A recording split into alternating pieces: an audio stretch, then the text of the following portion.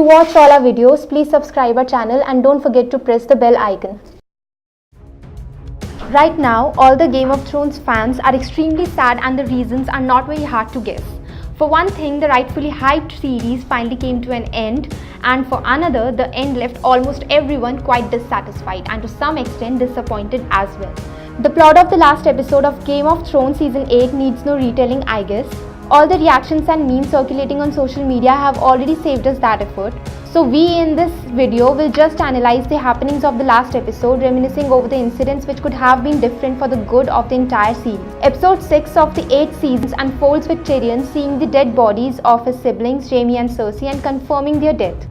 That's a moment when he decides that Daenerys Targaryen cannot be the queen of the Iron Throne now, the Mad Queen as she has become in her quest of breaking the wheel of the power of the throne. Dany in this episode is shown with her army and dragon. She plans to break the wheel along with her army, but a different fate awaits her. She meets her death with the hands of her own lover and nephew Jon Snow. Aegon Targaryen or Snow kisses her queen and stabs her.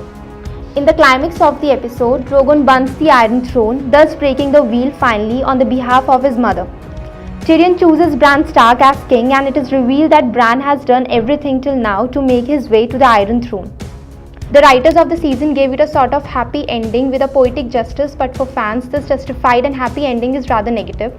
Fans expected a different fate for Jon Snow other than just seeing him go back to the Night Watch after all the revelations that were made regarding his identity.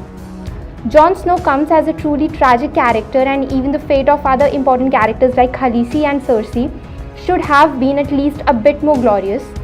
Talking of other characters, Bran came out to be the strongest and the most savage one, which distorts his innocent image that fans were grown accustomed to love. Other beloved character, Arya Stark, is also not dealt with properly. She decides to take seafaring and explore the west of Westeros.